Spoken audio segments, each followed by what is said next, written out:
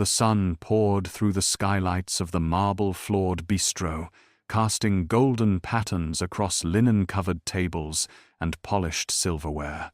Elena moved quietly between the white-jacketed waitstaff, a plain figure in black slacks and sensible shoes, carrying a delicate porcelain bowl cradled like treasure. She set the soup in front of the elderly man at table 4, a distinguished gentleman in a navy suit with hands that trembled slightly, but eyes that burned clear. As she turned to leave, he touched her wrist with surprising firmness and slipped her a folded napkin and whispered 6 words, words that would change her life forever. The midday hum of the restaurant felt like background noise to Elena, who moved through it as if following a rhythm only she could hear. La Maison Claire was all polished marble and soft jazz, the kind of place where conversations were quiet and everything from the lighting to the lemon zest was deliberate. Elena had worked there for almost 2 years, long enough to know every regular by voice and every new guest by the way they hesitated over the menu. Her job was to glide, to smile, to remember that Table 7 preferred their water with cucumber and that the man at 4 always declined salt. She brought him soup, a velvety golden blend that cost more than her dinner budget for a week. The man at 4 was different today, older, quieter, his face worn yet not frail, his navy jacket hanging just slightly off his shoulders. When she placed the bowl down and asked him the usual, "Let me know if there is anything else," he stopped her, reached out, and closed his hand gently around her wrist. Elena did not flinch, but the stillness caught her off guard. He did not look up at her, just slipped a neatly folded napkin into her hand with fingers that were careful, even elegant. Then came the words, not loud, not theatrical, just quiet. "You just saved a man's life." And then he let go. No further explanation, no wink or smirk to suggest he was being clever, just that. And at that moment Elena didn't know it yet, but tonight her simple act of kindness would echo far beyond the walls of the restaurant. For the rest of her shift, Elena moved through the dining room like someone walking with a glass of water balanced on her head. She kept the napkin in her apron pocket. She did not read it. Not yet. She could not explain why. She just knew it had weight, not physical, emotional, like opening it too soon would change something she was not ready to change. Her mind raced as she delivered plates and cleared glasses. She replayed the moment again and again and again, the words, the tone, the way his eyes never even fully met hers. He had spoken like someone who had already made peace with something final. The idea made her chest tighten. No one else seemed to notice. None of her co-workers asked anything beyond the usual. And the man at table 4 did not call for more bread, did not linger for dessert. He finished his soup. He folded his napkin neatly beside the bowl. Then he stood, straightened his jacket, and gave her one more glance. This time their eyes met.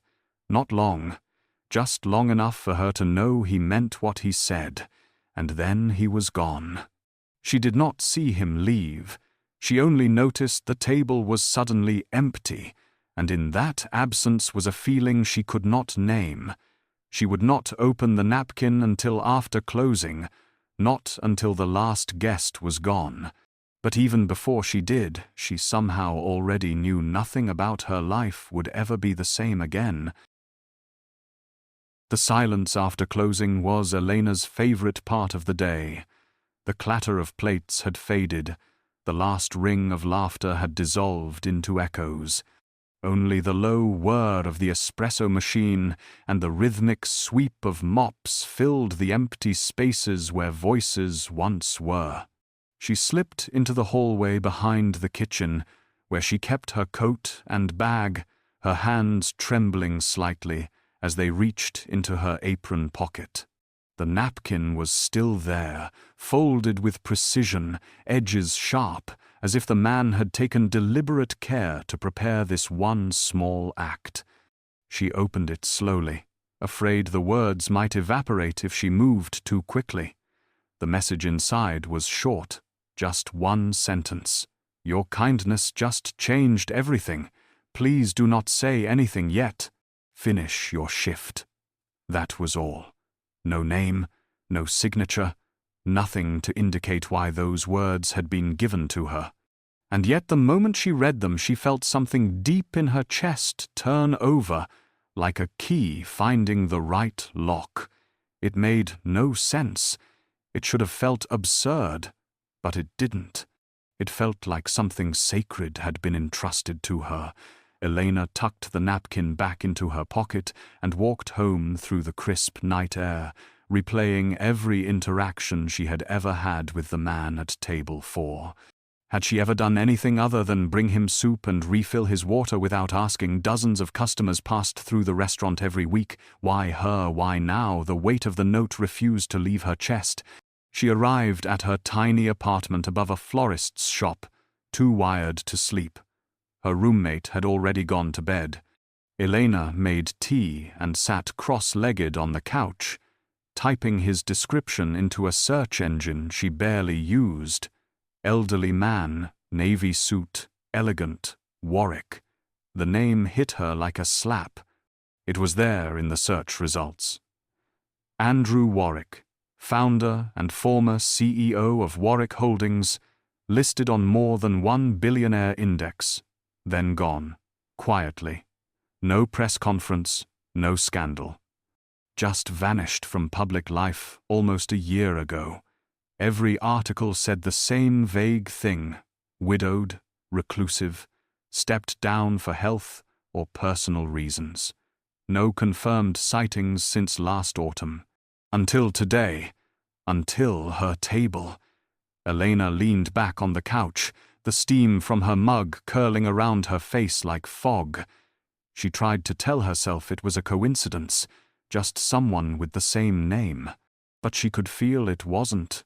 She could feel it in her hands, in her heartbeat. That man had given her something that didn't belong in a napkin. It belonged in something heavier, a last confession, a turning point, something irreversible. She did not sleep that night. Her dreams were too loud, her thoughts too sharp. And in the center of it all was one undeniable question repeating over and over again like a drumbeat she could not silence. What did he mean when he said she saved his life? The next morning arrived like a wait, not a beginning. Elena moved through her routine as if someone had pressed her into slow motion. The coffee tasted bitter no matter how much sugar she added. Her reflection in the bathroom mirror looked like someone halfway between sleep and shock. She kept the napkin folded beside her on the kitchen counter like a relic, her eyes drifting to it every few minutes as though expecting the ink to change. Just after 10, her phone rang. A number she did not recognize. She hesitated, thumb hovering, then answered with a voice that tried to sound casual but cracked on the second word. The man on the line introduced himself as Jonathan, assistant to Andrew Warwick. He spoke gently, like someone who knew his words could detonate if delivered without care. Mr. Warwick requests a private meeting. Nothing formal, just tea, no press, no obligations. Elena did not respond right away. Her throat felt tight. She managed a yes, unsure if she meant it. Jonathan offered to send a car. He knew where she worked. The call ended before she could ask how, and so she stood there in her small apartment with peeling wallpaper and the scent of yesterday's roses creeping through the floorboards. feeling like someone had cracked open a door to another world and was waiting to see if she would step through it. By noon, a black sedan glided to the curb outside the restaurant just as she was finishing her shift. Her manager glanced out the window, eyebrows raised, but said nothing. Elena climbed into the back seat, her heart pounding so loud she was sure the driver could hear it. The ride was silent except for the low hum of the engine and the occasional click of a turn signal. The city gave way to wide streets, then wider lawns, then iron gates that parted without a word. The Warwick estate was not a house, it was an idea built out of stone and symmetry, the kind of place that existed more in dreams than addresses. Manicured gardens, shining windows, a stillness that felt intentional. She was led inside by Jonathan, whose voice barely rose above a whisper as he guided her down a corridor lined with oil paintings and soft carpets that muted her footsteps. Andrew Warwick waited in a sunroom filled with light, his frame thinner than she remembered but his eyes clearer. He smiled as if she had already done him a kindness just by arriving. The tea was already poured. He did not stand. He simply gestured to the seat across from him. She sat, trying to steady her breath. For a moment they said nothing, just the clink of a teaspoon against porcelain. Then he spoke. His voice held none of the grandeur she had expected, only a worn sincerity. "I came to your restaurant yesterday for a reason, and I did not plan to leave it alive." Elena blinked. The room stayed still. But inside her, something broke wide open. Elena did not speak. She could not. The words hung in the air like a thread pulled too tight, and she was afraid that even breathing too hard might snap it. Andrew looked at her with a kind of gentle apology in his eyes, not for what he said, but for the weight of what she now carried. He explained that the loss of his wife had emptied him in ways no amount of wealth or legacy could refill. After decades spent building a fortune, raising buildings in cities he rarely visited, and seeing his name on the covers of magazines, he had found himself unable to get out of bed. Her death had silenced the noise he used to believe was purpose. He told her that every conversation he had with staff, lawyers, board members, felt like listening to static on a radio station no one could tune. He had planned his visit to La Maison Claire down to the hour, choosing a place elegant enough to match his final moments, but quiet enough to leave no echo. And yet she, a stranger with tired eyes and a quiet smile, had done something no one else had done in months. She had looked him in the eye. She had asked if he wanted pepper. She had remembered that he did not like salt. She had smiled like he was a person, not a profile. It was nothing, she wanted to say. It was just service. It was just habit. But she didn't. Because suddenly it didn't feel like nothing at all. He said he had come there to leave, not to live. And yet when she placed that soup in front of him and asked if he needed anything else, something in him shifted. Not all at once, not like magic, but enough to delay what he had planned. Enough to create space, enough to make him wonder if maybe someone still saw him, that someone still might care. Elena felt her hands tremble in her lap. It was too much, too heavy. She had never been the center of anyone's story before, and now she was sitting across from a man who claimed she had pulled him back from the edge without even knowing he had been standing on it.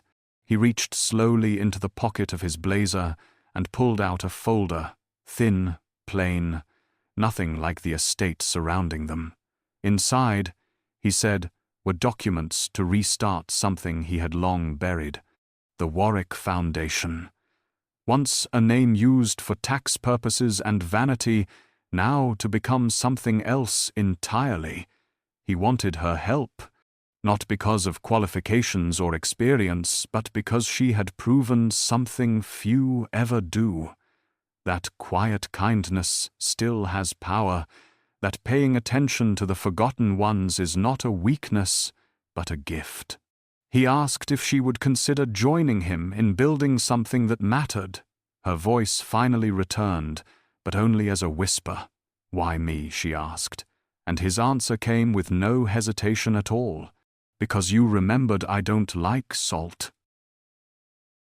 The words sat between them like a riddle and a truth all at once. "Because you remembered I don't like salt." It sounded so simple that it almost broke her heart.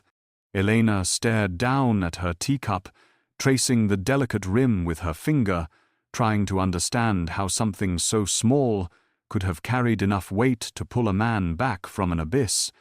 She wanted to laugh and cry at the same time, but she could not find the right emotion to choose. Andrew spoke softly again, explaining that he had spent years surrounded by people who remembered everything about his business but nothing about him. Assistants knew his calendar, lawyers knew his net worth, journalists knew his name, but no one had known how he took his soup. No one had cared enough to ask. Until her. He said the note had not been a test, nor a riddle. It had been a promise. That, from that moment forward, he would try again. To live, to see, to listen. He admitted that he was not sure why he had chosen to tell her all of this, only that when he saw her standing there, he felt as if the world had placed him exactly where he needed to be to begin again. Elena listened, each word cutting deeper than she expected. She realized he was not praising her. He was confessing. He was asking her to witness the beginning of his redemption. Her mind raced to find something meaningful to say, but everything sounded too small. She wanted to tell him that kindness was not heroic, it was just survival, the only way she knew how to exist in a world that rarely looked back at her. She wanted to tell him that she had never believed she could matter to someone who had the world at his fingertips, but the only thing that came out was a quiet yes. Andrew nodded slowly, as if that single word was all the confirmation he needed. He leaned back, exhaustion and peace tangled in his expression. He told her that he had spent the night drafting plans to reopen his foundation with one new mission: to remind people like her that they were seen, to turn small moments of care into ripples that reached far beyond one table, one meal, one smile. He said he could fund it, structure it, design it, but he needed someone who understood the human side, someone who could translate quiet compassion into action. The request felt impossible, surreal, yet sacred. Elena hesitated, thinking of her bills, her double shifts, the weight of a life built on scraped hours and unpaid overtime. But under that hesitation was something else, something she had not felt in years. Hope. She met his gaze, still disbelieving, and whispered that she would try. He smiled at that, a real smile, the kind that creases the eyes and softens the air. Then he said the words that would follow her forever. Trying is how everything worth saving begins. For days after that meeting, Elena moved through her world as if walking on the surface of a dream that refused to fade. Every sound seemed softer and yet sharper. Every small act of kindness from others hit her differently, as if she was noticing the quiet choreography of decency for the first time. She returned to the restaurant for her next shift, but the air there felt changed. The chatter she once drowned out now sounded hollow. The smell of butter and garlic that used to comfort her now made her restless. She caught herself glancing toward table 4 again and again, even though she knew it would remain empty. The other waitresses teased her about her distraction, They thought she had fallen in love. In a way, maybe she had, but not with a person. She had fallen in love with the possibility that her life meant more than collecting tips and smiling on command. Late at night, she replayed Andrew's words in her head until they became something like a mantra. Trying is how everything worth saving begins. It was not about grand gestures or wealth or the size of the table you served. It was about showing up in the small places where no one was looking.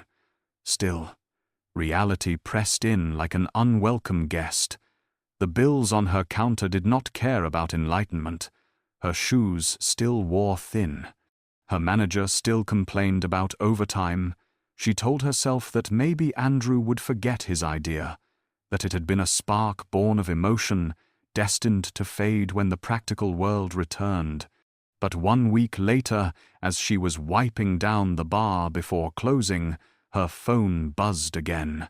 Jonathan's calm voice filled her ear. "The Warwick initiative has been approved. Mr. Warwick asked me to deliver your invitation personally. There will be a launch meeting next Friday. You will be on the list." Elena froze mid-motion, rag in hand, heart thudding against her ribs. She stammered something that sounded like gratitude but came out more like disbelief. The call ended before she could ask what exactly she was being invited to do. For the next few days, she lived in a current of nervous energy. Her co-workers noticed. "You look like someone who won the lottery," one of them said. She smiled, but it was the kind of smile you give when you cannot explain what is happening without sounding insane. On Friday, a black car arrived again, this time outside her apartment instead of the restaurant. The driver addressed her by name and handed her a folder embossed with a silver W. Inside was a schedule, a dress code, and a single handwritten note. It read simply, "You already know how to do the hardest part. Just be yourself." The handwriting was unmistakable. As she folded the note back into the envelope, she realized that her hands were steady now. For the first time in a long time, she was not afraid of being seen. She was ready to walk through whatever door waited next. The black car rolled through the iron gates of the Warwick estate again, and this time, Elena did not feel like an intruder. The fear that had once gripped her stomach had softened into curiosity, even quiet determination. She stepped out into sunlight that filtered through manicured trees, the scent of jasmine drifting on the breeze. Jonathan met her at the entrance and guided her inside, but there was less formality now. He smiled, a rare gesture that made his otherwise serious face seem almost kind. The rooms were the same, but they looked different to her eyes, no longer overwhelming but waiting, ready to be filled with purpose. When she entered the meeting room, there were folders laid out on a long table, each embossed with her initials alongside Andrew's. She hesitated at the sight, her breath catching. Andrew sat at the far end, looking tired but content, the faint tremor in his hands betraying his age, yet not his spirit. He welcomed her with warmth that felt like sunlight after too many gray days. They spoke for hours, sketching plans, ideas, outlines.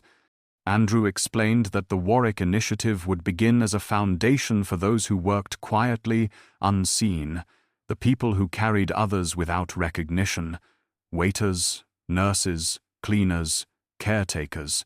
He wanted to create scholarships, grants, and emergency support for those who gave endlessly but rarely received. Elena listened, taking notes furiously, her heart expanding with each sentence. Every idea felt impossibly large, yet grounded in something real. The way he spoke was not like a billionaire lecturing about charity. It was like a man trying to make peace with his own past. At one point, he leaned back and told her that he had spent his whole life measuring success in numbers, stock prices, property. Now he wanted to measure it in people helped, in smiles restored, in lives steadied. He told her that her role was not to impress him but to keep him honest, to make sure this remained human. She wanted to tell him that she was not qualified, that she did not belong in boardrooms or meetings or press events. He only smiled again, that quiet, knowing smile that always seemed to see through her uncertainty. He said, "Belonging is not earned by title but by truth. And yours is clear." The conversation drifted into stories, laughter even. For the first time in months, she felt her body relax, like her soul had exhaled. As the sun began to set, Andrew stood slowly and walked her to the door. He thanked her for her time as if she had done him a favor by showing up, but Elena knew better now. Something far larger than gratitude passed between them, something wordless and powerful. When the driver opened the car door for her, she turned back for one last look. Andrew was standing at the top of the steps, his hand raised in farewell, the evening light behind him like a halo that promised both endings and beginnings. That night, Elena could not sleep, not because of anxiety, but because her mind refused to rest. Ideas kept blooming faster than she could hold them. For years she had moved through her days like someone walking underwater, and now everything felt sharp, alive, too bright to close her eyes against. She thought about what Andrew had said about measuring success in people instead of profit. It echoed through her like a bell that refused to fade. She sat at her kitchen table until the first light crept through the blinds, scribbling notes on scraps of paper, lists of names, ideas for programs, simple things at first, free meals for hospital staff, community kitchens for single parents, scholarships for service workers trying to finish school. Her handwriting was messy, her thoughts even messier, but it felt like a beginning. By morning, she had a pile of crumpled pages and the faint ache of hope in her chest. At work, she moved differently. Customers noticed the lightness in her smile. Her manager, usually quick to complain, actually stopped her to ask if she had good news. She only said she was working on something important. She kept the details to herself, afraid that speaking them too soon would make them sound like fantasy. The following week she met with Andrew again, this time in a smaller study that felt warmer than the grand rooms she had seen before. He was surrounded by boxes filled with papers, handwritten letters, photographs. He told her he had spent the last few nights reading through every letter his wife had ever written. Many of them, he said, had been addressed to the staff who worked for them over the years.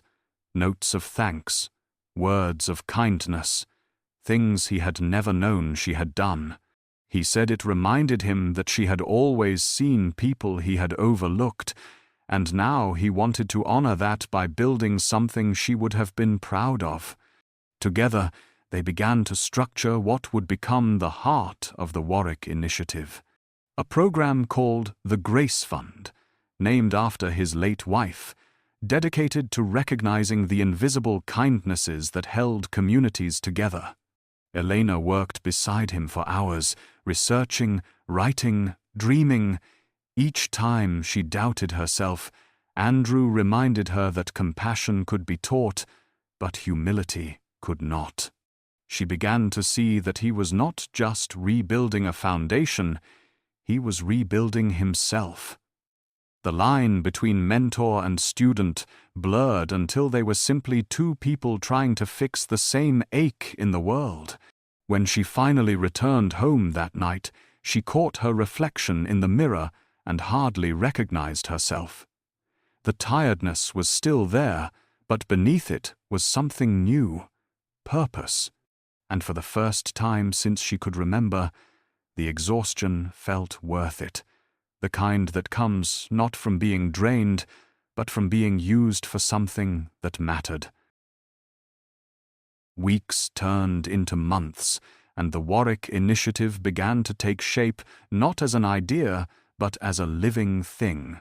What had started as a sketch between two people became an entire movement supported by architects, organizers, and volunteers who believed in something they could not yet see but could already feel. Elena found herself working long hours beside Andrew and Jonathan, her world shrinking to a rhythm of meetings, phone calls, and handwritten notes pinned across walls.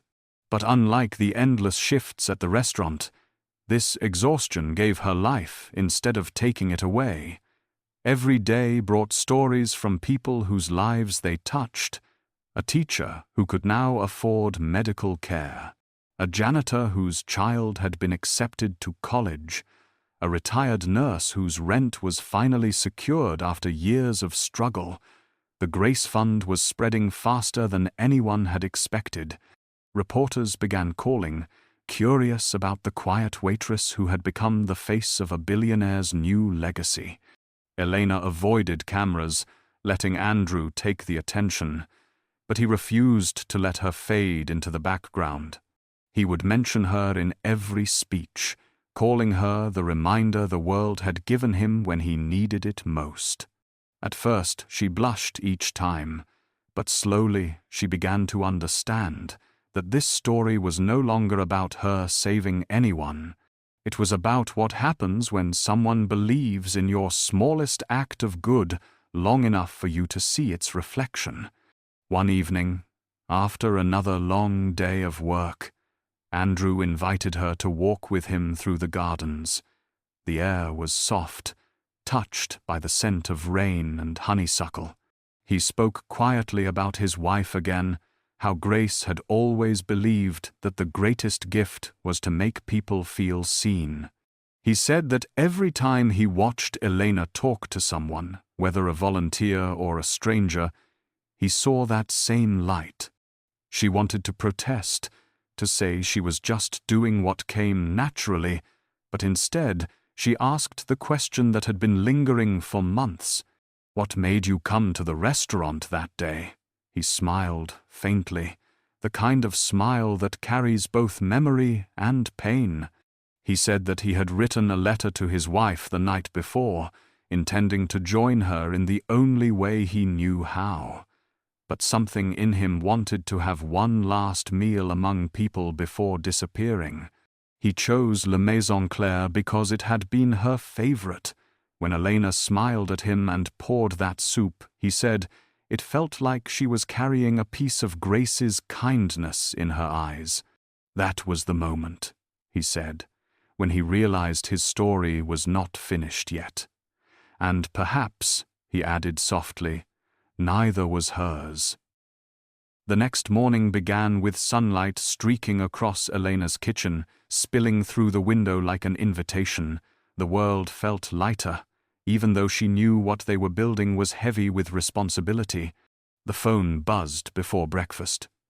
Jonathan's voice was calm, but carried an undercurrent she could not name. He said Andrew wanted to see her sooner than planned. His tone made her heart quicken, though he offered no explanation. The drive to the estate felt longer than usual, every turn of the road winding tighter around her nerves. When she arrived, the garden was unusually quiet. No gardeners, no bird song, just the slow whisper of wind through the hedges. Inside, the air felt still.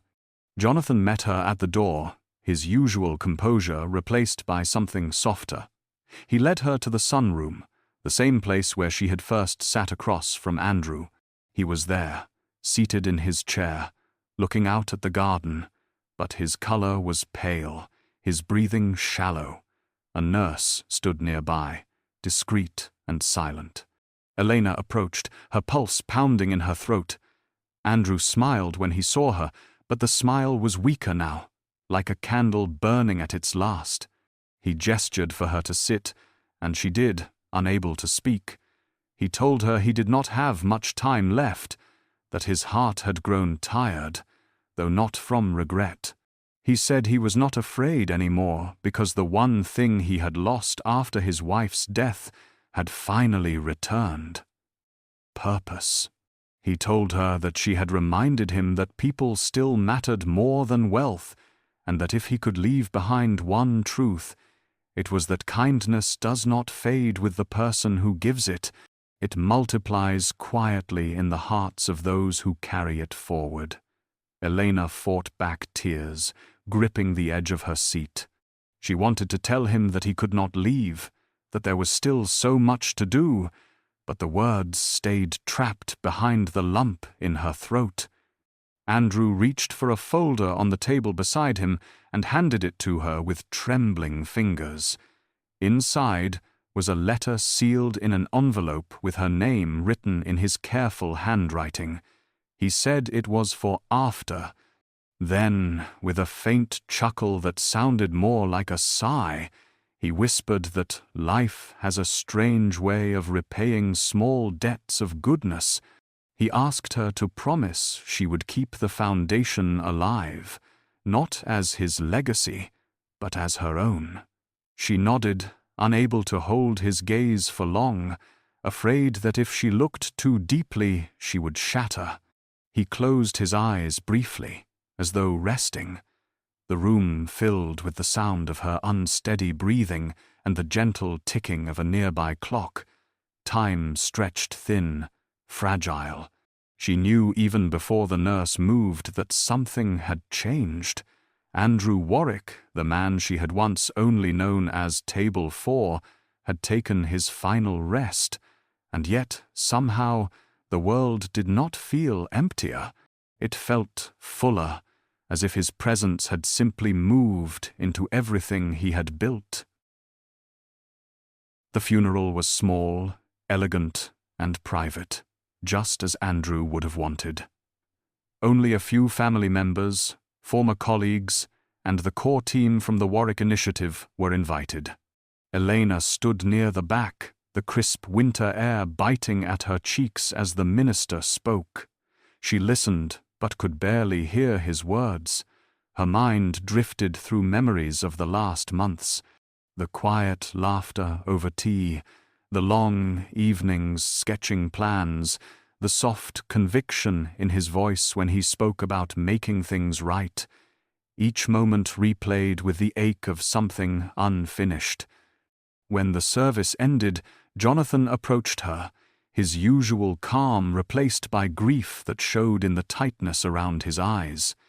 He handed her a small black box sealed with a satin ribbon. He said it was from Andrew's will, addressed specifically to her. She didn't open it there. She couldn't. That night she sat at her kitchen table with the box in front of her, the envelope with her name beside it. The room was silent except for the faint hum of the refrigerator. She opened the envelope first.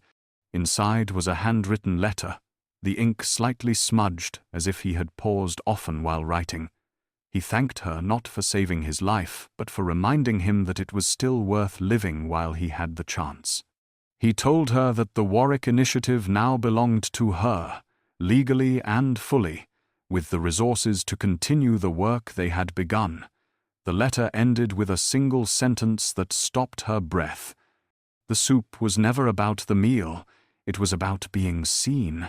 Her tears came then, slow and quiet, the kind that burn more than they release. She opened the black box next. Inside was a small silver bracelet, simple and elegant, engraved with 3 words, "Grace lives on." She held it in her hand for a long time, the metal warming against her skin as if carrying a pulse of its own. The next morning she wore it to the office. The Warwick Initiative headquarters had changed since Andrew's passing, but his presence lingered in the walls, in the laughter of the volunteers, in the vision that had outgrown both of them. Journalists called, donors offered meetings, the board asked for direction. Everyone wanted to know what would happen next. Elena stood before them, her voice steady though her heart trembled. She told them that the mission would not change, that kindness was not a campaign or a headline but a daily choice, and as long as she could breathe, that choice would define their work. The applause that followed was soft, respectful, not the kind that fills rooms, but the kind that fills hearts. In that moment she understood what Andrew had meant. Legacy was not built from monuments. It was built from hands that kept moving long after one story ended. In the weeks that followed, the world began to take notice of the Warwick Initiative in ways Elena had not anticipated. Articles appeared in magazines and online journals, calling it a revolution in empathy. They praised its structure, its efficiency, its vision, but what caught Elena's attention most was how they described its spirit. They called it quiet philanthropy, compassion without spectacle. Reporters wanted to interview her, to turn her into a symbol, but she resisted. She told Jonathan that she did not want the story to be about her. He smiled knowingly and said that sometimes stories choose their tellers.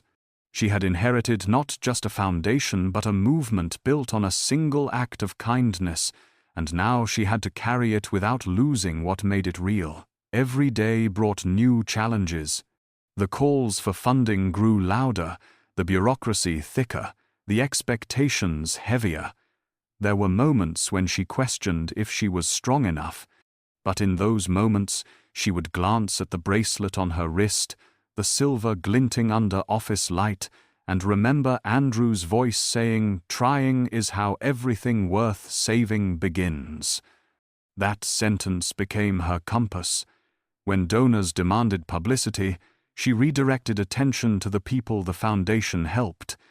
When board members argued over expansion, she reminded them that the smallest stories often carried the most truth. Slowly the tone shifted. The organization began funding grassroots programs that mirrored her own journey. One helped single mothers finish school. Another trained service workers in leadership roles. Each project carried a trace of Andrew's belief in quiet dignity and her belief in persistence. At night, when the office emptied and the city lights shimmered beyond the windows, she would stay behind to read the letters they received. Handwritten notes from strangers who had found hope because of something she helped build. A nurse who could finally afford childcare. A widower who had found community through a scholarship program. A teenager who said the foundation's help gave him a reason to believe in people again. Each letter felt like a reply to the one Andrew had left her. The first time she spoke publicly, months later, she did not prepare a speech. She simply told their story. She described a restaurant, a bowl of soup, a conversation that had lasted less than a minute but had changed everything. She spoke softly but clearly, her voice steady as it carried through the hall. The audience was silent when she finished, the kind of silence that means something sacred has been heard.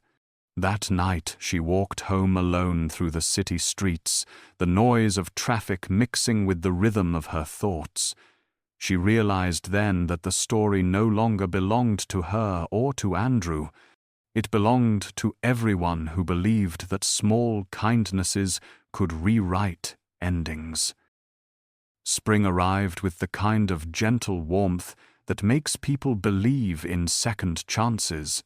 The Warwick Initiative was thriving beyond any expectation, and Elena's days were filled with meetings, travel, and moments that blurred together into a mosaic of motion.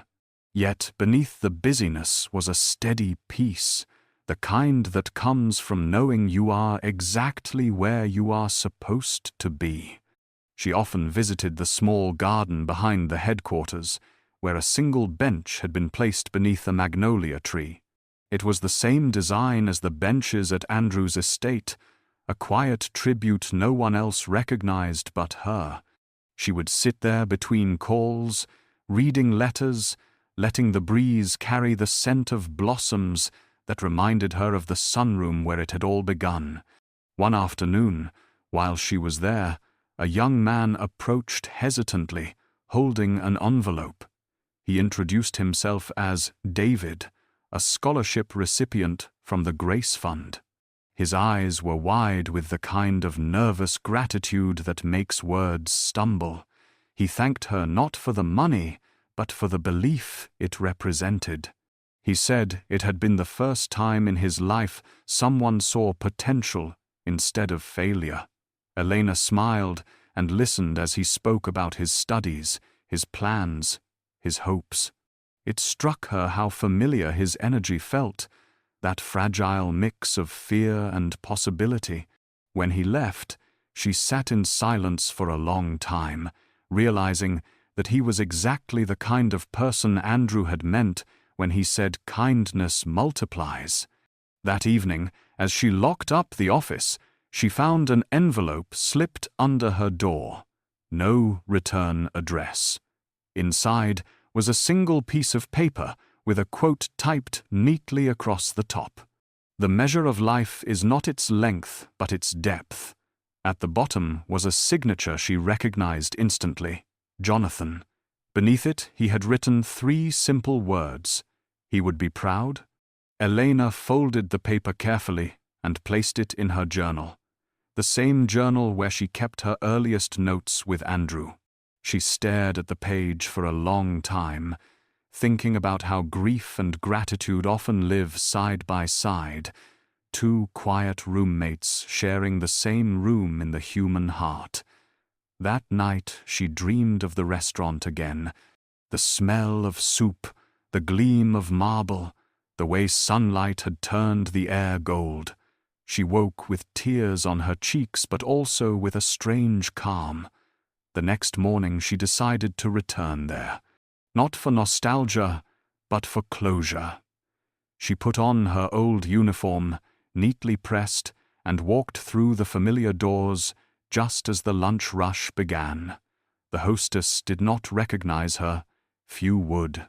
She asked for table 4.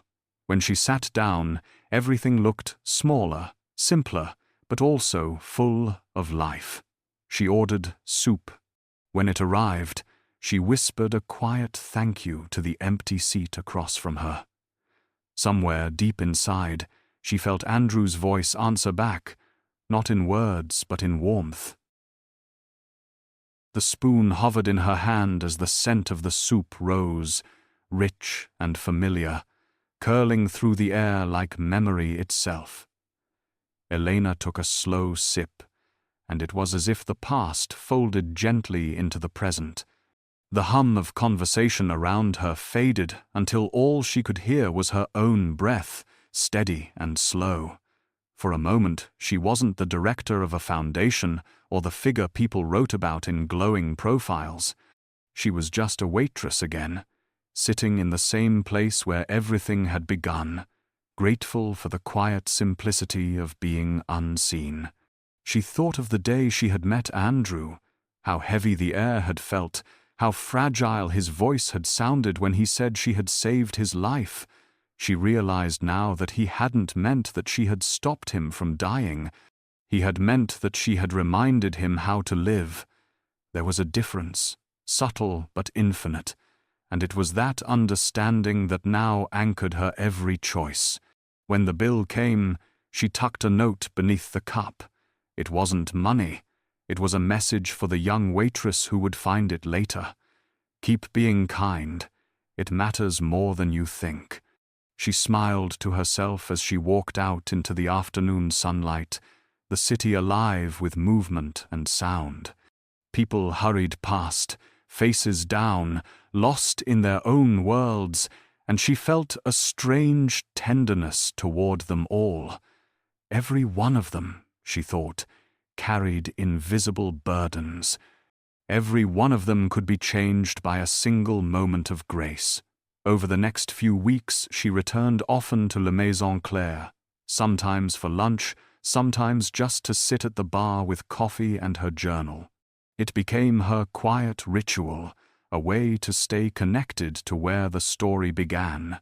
One afternoon, as she was leaving, the hostess stopped her to say that a customer had left an envelope with her name. She opened it outside, standing in the soft glow of late sunlight. Inside was a letter written in careful, unfamiliar handwriting. It was from the young waitress she had left the note for. The girl thanked her, saying the message had come on a day she had been ready to quit, a day when the exhaustion had felt too heavy to carry. The note had changed her mind. She said she didn't know who Elena was, but she wanted her to know she would remember that kindness forever. Elena folded the letter slowly, the paper trembling in her hands. Tears gathered at the corners of her eyes, not from sadness, but from the quiet, breathtaking realization that the circle had closed.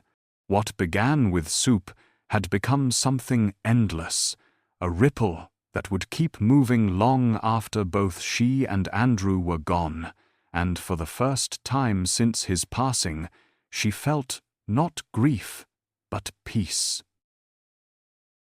In the months that followed, Elena began to notice how the smallest gestures seemed to move through the world like quiet threads weaving unseen patterns. She would receive letters from towns she had never visited, from people she had never met, all sharing stories that echoed the same heartbeat. A man who started a neighborhood meal program in memory of his late wife, a teacher who created a kindness club in her classroom, a bus driver who kept an extra lunch for whoever might need it that day. None of them mentioned the Warwick Initiative directly, yet all of them carried its spirit. It was as if kindness had become contagious, spreading quietly through the ordinary. Elena found herself invited to speak at conferences, to advise other foundations, to consult for people who wanted to know the secret behind her success. Each time she stood before a crowd, she said the same thing. There is no secret, there is only noticing. She spoke softly, never theatrically, her words measured but alive. People leaned forward to listen, not because her voice was loud, but because it felt true. One evening after such an event, she walked alone through a park, the soft glow of streetlights guiding her path. She thought of Andrew again, of the way he had once said that legacies are not about being remembered, but about remembering others. She sat on a bench and watched the city breathing around her. Somewhere nearby, laughter floated from a cafe. Somewhere farther, a siren wailed, sharp and distant. Life was messy, noisy, imperfect, but beautifully alive. She smiled to herself, thinking how strange it was that her story had begun with a single bowl of soup, a single look, a single line written on a napkin. It reminded her how fragile the balance of fate could be, how easily one kind moment could shift the course of another life. A child dropped a toy nearby, and without thinking, Elena bent to pick it up and handed it back to the small girl. The mother thanked her, and they both moved on. A moment so small it might have seemed meaningless, but Elena knew better now. Every story starts this way, she thought, with someone paying attention. When she returned home, she placed the letter from the young waitress beside the bracelet on her dresser. She looked at them together, two symbols of the same truth. What begins as care never really ends. It changes shape, passing from hand to hand, life to life. And though she still missed Andrew, she understood now that he had never really left. He had simply become part of the motion that carried them all forward, invisible but eternal. Autumn returned with its quiet beauty, painting the city in gold and rust. The air turned crisp, the light softer, the kind that makes memories feel close enough to touch.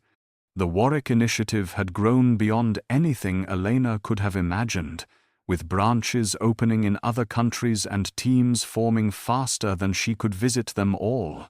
Yet, despite the success, she never allowed herself to drift too far from the simplicity that had started it all. She still wrote handwritten thank you notes to every volunteer, still took the time to meet scholarship recipients face to face when she could.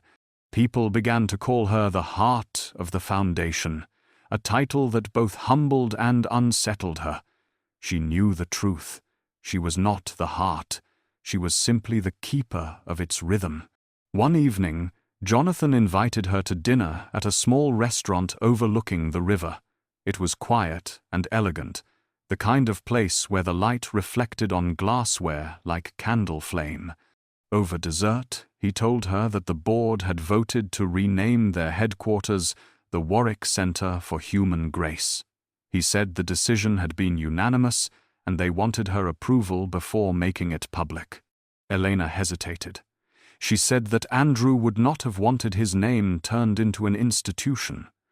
Jonathan smiled faintly and told her that he would have agreed, but this was not about ego, it was about gratitude, about naming the place that had given so many people hope.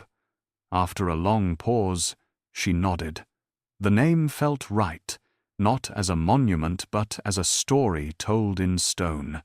As they left the restaurant, they walked along the riverbank, the night air cool against their faces. The city lights rippled across the water, and Elena thought of how far she had come from that small apartment above the flower shop. She remembered the loneliness of those early mornings before work, when she used to sit with her coffee and stare at nothing, waiting for her life to begin. And she realized that it had begun the moment she had stopped waiting and started noticing. That was what Andrew had taught her. That meaning is not found in moments of triumph, but in the quiet acts that no one sees. They stopped at the edge of the river, the water gliding slow and dark beneath them. Jonathan said softly that Andrew would have been proud. She smiled and replied that she hoped so, but more than pride. She wanted him to feel peace. The world had been kind to her in ways she could never repay, and the only thing left to do now was to keep passing that kindness forward. The wind lifted her hair, carrying with it the faint scent of rain and leaves, and in that moment she felt something wordless settle inside her. Not an ending, but a quiet continuation. The winter that followed was the first one in years that did not feel cold to Elena. The foundation had reached its 3rd anniversary, and what had begun as a handful of people working in borrowed offices had grown into a network of thousands. The Warwick Center buzzed with quiet purpose, its walls alive with laughter, conversation, and the sound of lives being rebuilt. On the anniversary morning, the board surprised her with a gathering in the main hall. Photographs from the early days lined the walls, each one a frozen memory. The first handwritten plans, the launch event, the day Andrew had cut the ribbon with a trembling hand and a soft smile. Standing there among faces both familiar and new, Elena felt the strange collision of time. Past, present, and future folding together into one heartbeat. Jonathan stepped forward with a microphone and told the crowd that none of it would have existed without the woman who had once believed her place in the world was to serve coffee and carry trays. His words brought tears she tried to hide, but they came anyway. She wasn't used to being celebrated, and part of her never wanted to be. When it was her turn to speak, she took a deep breath and let her voice settle the room. She said that the true power of kindness is not in how loudly it echoes, but in how quietly it endures. That the work they did mattered because it was built on attention, not applause. She told them that every person in that room had already saved a life in some way, even if they didn't know it. Her voice broke once, when she mentioned Andrew by name. The silence that followed was tender, almost sacred. After the speeches, Jonathan handed her a small box wrapped in white paper. Inside was a framed photograph, one she had never seen before. It was of her and Andrew sitting in the sunroom months before his passing. He was laughing, and she was looking at him mid-sentence, her hands gesturing as if caught mid-story. It wasn't posed.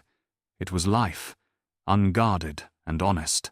On the frame, engraved in silver, were 3 words: "Keep noticing life." She traced them with her thumb, her vision blurring. That night, after the celebration, she stayed late in her office, long after the others had gone home. She placed the photo beside the bracelet and the letters, a small shrine to everything that had changed her. The city outside was dusted in snow, and the reflection of lights shimmered against the window. She thought of all the people who might be sitting alone somewhere, not knowing that their next act of grace could save someone. She whispered softly into the stillness, "I hope you find your moment too." Spring arrived softly, almost shyly, as if the world itself was waking from a long dream. The snow melted into silver streams that ran along the curbs, and the gardens around the Warwick Centre burst into bloom. Elena had started tending to them herself early in the mornings before the staff arrived, finding calm in the soil and silence. The act of planting felt sacred, as though each seed carried a promise she could no longer put into words. The foundation's work had expanded to over a dozen cities by then, yet Elena remained grounded in the simple acts that reminded her of why it all mattered. One morning, as she knelt to trim a row of lavender, she heard footsteps behind her. It was a young woman, nervous and smiling, clutching a folder to her chest. She introduced herself as Maya, a journalism student writing her thesis on stories of unseen kindness. She said she wanted to interview Elena, not about the success of the foundation, but about the moment that started it all. Elena hesitated. She had given many interviews before, but none had ever asked about that exact moment. Still, there was something honest about the girl's eyes, a sincerity that reminded her of her younger self. They sat together on a bench near the fountain, and Elena began to speak, her words slow and deliberate. She told her about the restaurant, the soup, the old man, and the note. She explained how she never understood at first what he meant, how strange it had felt to be told she had saved a billionaire's life when all she had done was her job. Maya listened without interrupting, her eyes wide, her pen unmoving. When Elena finished, there was a long silence between them, filled only by the soft rustling of the trees. Finally, the young woman asked what the note had truly meant. Elena smiled faintly and said that she no longer thought the words were about a literal rescue. She believed they were about recognition, about how noticing someone in their most invisible moment could bring them back to life in ways no one else could see. Maya nodded slowly, her eyes glistening. She asked if she could quote her, and Elena agreed. After the girl left, Elena sat for a while longer, the memory of Andrew's face flickering like sunlight through her thoughts. It had taken her years to understand that his note was never about debt or fate. It was about the delicate chain of awareness that connects one soul to another. As she looked around the blooming garden, she felt that connection everywhere. In the laughter from the courtyard, in the smell of earth and blossoms, in the hum of the city beyond the gates. Life was still moving forward, and so was she, guided by the quiet light of that moment long ago. Weeks later, Maya's article was published. It appeared in a small but respected online magazine, yet its words traveled far beyond what either of them expected. The headline was simple but powerful: "The Waitress Who Saved a Life Without Knowing It." The story spread quietly at first, shared among circles of teachers, nurses, and small business owners, then faster, as people began sending it to one another with personal notes that said, "This reminded me of you." Elena was surprised when Jonathan forwarded her the link with a message that read simply, "You should see what you've started." She opened it late one night, sitting in her kitchen with a cup of tea gone cold. Reading Maya's words was like looking at her own life through another person's eyes. The girl had captured something essential, something Elena herself had never been able to articulate. The article wasn't about wealth or tragedy or philanthropy. It was about the invisible weight of everyday goodness and how one small moment of compassion could ripple outward until it changed the shape of entire lives. Comment after comment told stories of people deciding to do something kind because of what they had read. A man who forgave his estranged brother, a teenager who began volunteering at a shelter, a woman who left an abusive job to start a bakery that hired refugees. The digital tide of it overwhelmed her, but it also made her still inside, like she was watching something sacred unfold. Jonathan called the next day to tell her that donations had doubled in a week, that new volunteers were signing up by the hundreds, but all Elena could think about was that one line from Maya's piece: "Sometimes saving a life means reminding someone they still have one." She read it over and over, her eyes burning, her throat tight. That evening, she walked to the park near her apartment, the same path she used to take when she felt lost, and watched the sun fall behind the skyline.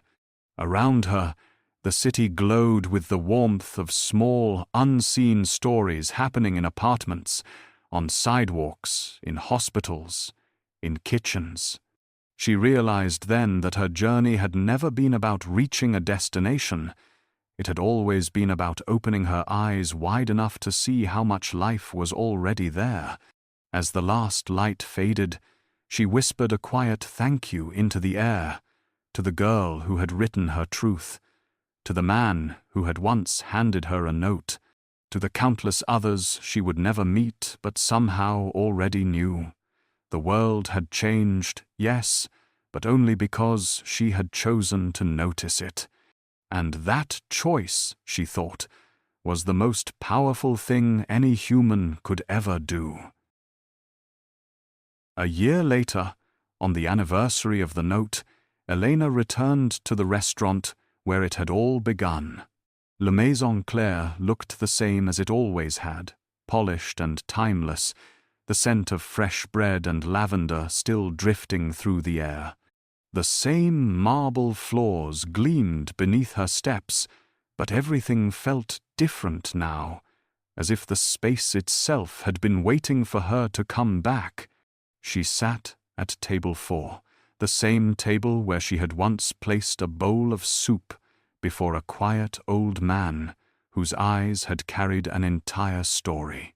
The waitress who approached her looked barely 20, nervous but kind, her hair tucked behind her ear, just as Elena used to do. Elena ordered the soup, not for hunger but for memory, and when it arrived, she smiled at the young woman and said softly that she was doing wonderfully. As the waitress turned to leave, Elena slipped something into her apron pocket, a folded napkin warm from her hand. No note. No explanation, just a gesture passed from one soul to another. She finished her meal in silence, watching the sunlight shift across the room. Around her, laughter and conversation swelled like music. The world was still as bright and unpredictable as ever. When she stood to leave, she caught a glimpse of the waitress unfolding the napkin. The girl's expression softened, a mix of surprise and gratitude, though she did not call after her. She simply smiled to herself, the way people do when they feel something they cannot explain. Outside, the afternoon air was sweet with spring, and the city moved in rhythm with her heartbeat. Elena walked along the boulevard, her reflection gliding across the glass windows, the faces of strangers passing like fleeting echoes of all the lives her path had touched. She thought of Andrew again, but this time not with sadness. His presence had become something gentle, like light through leaves, always near but never heavy. She understood now that the story was not really about saving anyone, it was about awakening, about how attention, when given freely, has the power to rebuild the world one glance at a time. As she reached the corner, a gust of wind caught the ends of her scarf and lifted it slightly, playful, like a blessing. She paused, looked back once at the restaurant doors, and smiled.